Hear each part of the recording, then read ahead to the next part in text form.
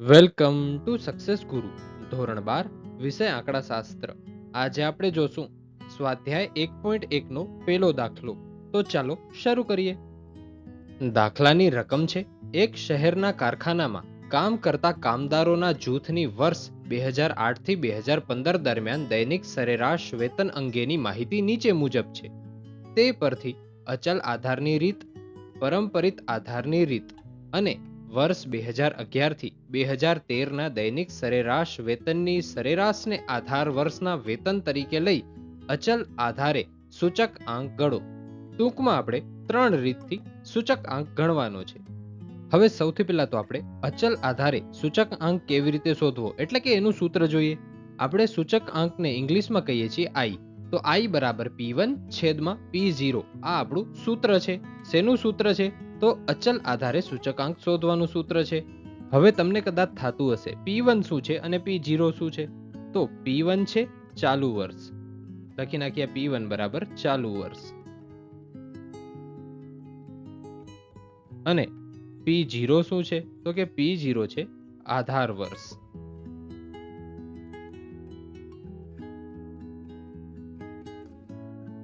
હવે આમાં આપણે P0 કયું લેવું અને P1 કયું લેવું એ ખબર કેવી રીતે પડે? તો એના માટે આપણે દાખલામાં સમજતા જાશું.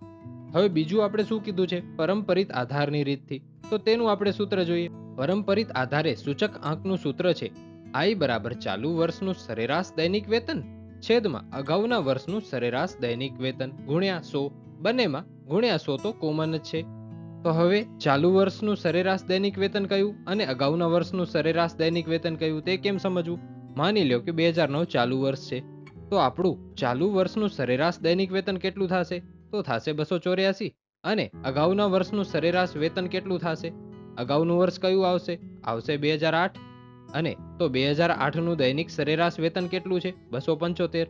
તો થશે 284 છેદમાં 275 ગુણ્યા 100. એવી રીતે આપણે પરંપરિત આધારની રીતે સૂચકાંક શોધી શકીએ. પછી સરેરાશનું તો આપણે જાણીએ છીએ, સૂત્ર જ છે એ આપણે જાણીએ છીએ કે ધારો કે આમાં 3 વર્ષ કીધેલા છે 2011, 2012 અને 2013. તો એ ત્રણેયનો સરવાળો ભાગ્યા 3 એ આપણું સરેરાશનું સૂત્ર થશે. આપણે જે ત્રીજું આપેલું છે વર્ષ 2011 થી 2013ના દૈનિક સરેરાશ વેતનની સરેરાશને આધાર વર્ષના વેતન તરીકે લઈ અચલ આધારે સૂચક આંક શોધો, એટલે આધાર આપણો અચલ રહેશે એમ આપણે ત્રીજામાં કીધેલું છે. તો જે આપણે ત્રણેયનો સરવાળો ભાગ્યા 3 કરશું અને આપણે જે જવાબ મળશે એ આપણો અચલ આધાર બનશે. તો ચાલો હવે આપણે દાખલો શરૂ કરીએ. આપણે રકમમાં જ વર્ષ અને દૈનિક સરેરાશ વેતન આપેલા છે, જે મેં અહીં ઊભી રીતે લખી લીધેલા છે.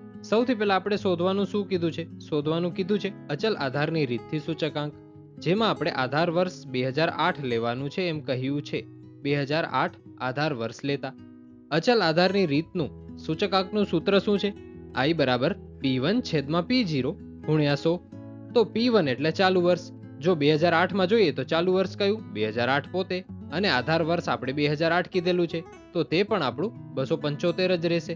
તો સૌથી પહેલા શું બનશે આપણું? 275 છેદમાં 275 ગુણ્યા 100. તો આપણો જવાબ શું આવશે? 100 આવશે. એટલે જ્યારે પણ આપણે અચલ આધારની રીતથી સૂચકાંક શોધતા હોઈએ તો પહેલા ખાનામાં 100 લખી જ નાખવાનું. હવે આપણે આગળ વધીએ તો ચાલુ વર્ષ કયું હવે આવશે? 2009 આવશે. તો એનું દૈનિક સરેરાશ વેતન કેટલું છે? 284 છે. તો તે અંશમાં આવશે અને આધાર વર્ષ તો 2008 જ છે. તો 2008 નું દૈનિક વેતન કેટલું છે? 275. તો ભાગ્યા 275 આવશે અને ગુણ્યા 100 તો છે જ. તો લખવાનું 284 ભાગ્યા 275 ગુણ્યા 100. આ આપણે કરીએ તો આપણે જવાબ મળે 103.27. તેવી જ રીતે હવે 2010 આપણું ચાલુ વર્ષ છે, એનું દૈનિક સરેરાશ વેતન કેટલું છે? 289. તો નેક્સ્ટ થશે 289 છેદમાં 275 ગુણ્યા 100. આ આપણે કરીએ તો આપણે જવાબ મળે 105.09. તેવી જ રીતે 2011 આપણું ચાલુ વર્ષ, તો 293 છેદમાં 275 ગુણ્યા 100. એ કરીએ તો આપણે મળે 106.55. હવે 2012 ચાલુ વર્ષ, તો 297 ભાગ્યા 275 ગુણ્યા 100. આ કરીએ તો આપણે મળે 108. પછી 2013 આપણું ચાલુ વર્ષ, તો તેનામાં આપણું પદ થશે 313 છેદમાં 275 ગુણ્યા 100. આ કરીએ તો આપણે જવાબ મળે 113.82. પછી 2014 ચાલુ વર્ષ, તો 328 છેદમાં 275 ગુણ્યા 100. તો એ કરીએ તો આપણે શું મળે? તો તો એ મળે આપણે 119.27. હવે રહ્યું 2015 ચાલુ વર્ષ, તો આપણું પદ બનશે 345/275 ગુણ્યા 100. આ કરીએ તો આપણો જવાબ મળશે 125.45. આ આપણું અચલ આધારની રીતથી આ ગણતરી અહીં પૂરી થાય છે. હવે આપણે પરંપરિત આધારની રીતથી સૂચકાંક શોધીએ. તેનું સૂત્ર શું છે? ચાલુ વર્ષ છેદમાં અગાઉનું વર્ષ.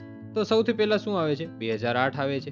2008માં દૈનિક સરેરાશની આપણી પાસે વેતનની કિંમત છે 275, પણ આપણી પાસે 2007ની કોઈ માહિતી નથી. 2007ની માહિતી હોય તો જ આપણી પાસે છેદની કિંમત મળે. છેદની કિંમત છે જ નહીં, તો શું કરવાનું? તો પરંપરિત આધારમાં જ્યારે પણ પહેલું એટલે કે આ પહેલી લાઈનમાં જે આવતું હશે એની કિંમત 100 જ થઈ જશે. લખી નાખવાનું બરાબર 100. પછી હવે આપણે આગળ હાલીએ. એમાં ચાલુ વર્ષ કયું થશે? 2009 થશે. 2009 ચાલુ વર્ષ, તો આપણે ચાલુ વર્ષની કિંમત મળી જશે 284. 284 છેદમાં અગાઉનું વર્ષ. અગાઉનું વર્ષ કયું? 2008 છે. એની કિંમત શું છે? 275 છે. તો આપણું પહેલું પદ બનશે 284 છેદમાં 275 ગુણ્યા 100 તો છે જ. હવે આનો જવાબ શું આવે? 103.27 એ આવે. હવે ચાલુ વર્ષ આપણું કયું થશે? 2010 થશે. 2010 આપણું ચાલુ વર્ષ થયું, તો આપણી કિંમત કઈ મળી? 289. હવે 289 છેદમાં 275 એ જ કરવાનું ને? ના, 289 છેદમાં 275 નહીં. અગાઉનું વર્ષ કયું છે? 2009. તો 284 લેવાના. તો આપણું આગળનું પદ બનશે 289 છેદમાં 284 ગુણ્યા 100.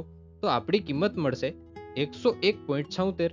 તેવી જ રીતે હવે ચાલુ વર્ષ આપણું 2011 છે, તો કિંમત છે 293 અને છેદમાં આવશે 2010ની કિંમત એટલે કે 289. તો લખવાનું 293 છેદમાં 289 ગુણ્યા 100. તો આપણે મળશે 101.38. તેવી જ રીતે હવે ચાલુ વર્ષ 2012, તો કિંમત થઈ જશે 297 છેદમાં 293. તો લખવાનું 297 છેદમાં 293 ગુણ્યા 100. તો આપણે મળશે 101.37. પછી 2013 ચાલુ વર્ષ, તો આપણી અંશની કિંમત થશે 313 છેદની કિંમત 297 કારણ કે અગાઉનું વર્ષ. તો નેક્સ્ટ પદ થશે 313 છેદમાં 297 ગુણ્યા 100. તો આપણે મળશે 105.39. હવે ચાલુ વર્ષ 2014, તો આપણી કિંમત થશે 328 અને છેદની કિંમત થશે 313. તો લખવાનું 328 છેદમાં 313 ગુણ્યા 100. તો આપણી કિંમત મળશે 104.79 એટલે કે 79. હવે ચાલુ વર્ષ 2015ની આપણી પાસે કિંમત છે 345. એના છેદમાં અગાઉનું વર્ષ એટલે કે 328. તો 328 છેદમાં આવશે એટલે આપણું પદ બનશે 345 છેદમાં 328 ગુણ્યા 100. તો આપણો જવાબ બનશે 105.18.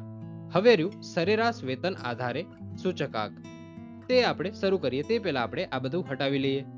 હવે સરેરાશ વેતનને આધારે સૂચકાંકની વાત આવી છે, તો વાંચી લઈએ શું કીધું છે. વર્ષ 2011 થી 2013ના દૈનિક સરેરાશ વેતનની સરેરાશને આધાર વર્ષના વેતન તરીકે લઈ અચલ આધારે સૂચકાંક ગણો. એટલે ટૂંકમાં આપણે એમ કીધેલું છે 2011ની કિંમત કઈ છે? 293. પછી 2012ની 297 અને 2013ની 313. આ ત્રણનો સરવાળો કરો, ભાગ્યા 3 કરો. એ જે જવાબ મળે એ તમારું આધાર વર્ષ. એવું શું કામ કર્યું મેં? કારણ કે સરેરાશ લેવાની છે માટે. તો 293 વત્તા 297 વત્તા 313 કરીએ તો કેટલા મળે છે? મળે છે 903 મળે છે. એના ભાગ્યા 3 કરીએ તો કેટલા મળે છે? મળે છે 301. તો આપણા આધાર વર્ષની કિંમત થશે 301. તો આપણું સૂચકાંકનું સૂત્ર શું બનશે? ચાલુ વર્ષ ભાગ્યા આધાર વર્ષ. હવે આધાર વર્ષની કિંમત કેટલી લેવાની છે? 301 લેવાની છે. તો આપણું ચાલુ વર્ષ સૌથી પહેલા 2008 આવશે. તો 2008ની દૈનિક સરેરાશ વેતનની કિંમત આપણી પાસે છે 275. તો 275 છેદમાં એટલે કે ભાગ્યા 301 ગુણ્યા 100 કરવાનું પહેલા માટે. તો લખીએ 275 ભાગ્યા 301 ગુણ્યા 100. શું જવાબ આવશે? જવાબ આવશે 91.36. હવે ચાલુ વર્ષ છે આપણી પાસે 2009, કિંમત છે આપણી પાસે 284. તો 284 છેદમાં 301 ગુણ્યા 100. 284 ભાગ્યા 301 ગુણ્યા 100. તો આપણે જવાબ મળશે 94.35. પછી ચાલુ વર્ષ 2010, તો કિંમત 289. 289 છેદમાં 301 ગુણ્યા 100. તો આપણે મળશે 96.01. તેવી જ રીતે આપણે આગળ કરતા જવાનું. 2011માં 293 છેદમાં 301 ગુણ્યા 100. તો કિંમત મળશે 97.94. પછી 2012 ચાલુ વર્ષ, તો 297 છેદમાં 301 ગુણ્યા 100. તો આપણે જવાબ મળશે 98.67. પછી 2013 ચાલુ વર્ષ, 313 ભાગ્યા 301 ગુણ્યા 100. તો આપણે કિંમત મળશે 103.99. પછી 2014 છે એ આપણું ચાલુ વર્ષ, તો તો 328/301 ગુણ્યા 100, તો આપણે જવાબ મળશે 108.97. હવે 2015 ચાલુ વર્ષ, તો તેની કિંમત છે 345, તો 345/301 ગુણ્યા 100, તો આપણે જવાબ મળશે 114.62. આના સાથે આપણે ત્રણેય રીતે દાખલો ગણી લીધો છે. તો આપણો આજનો દાખલો અહીં પૂરો થાય છે. Thanks for watching. આવા જ એજ્યુકેશનલ કોન્ટેન્ટ માટે સબસ્ક્રાઇબ કરો સક્સેસ ગુરુને.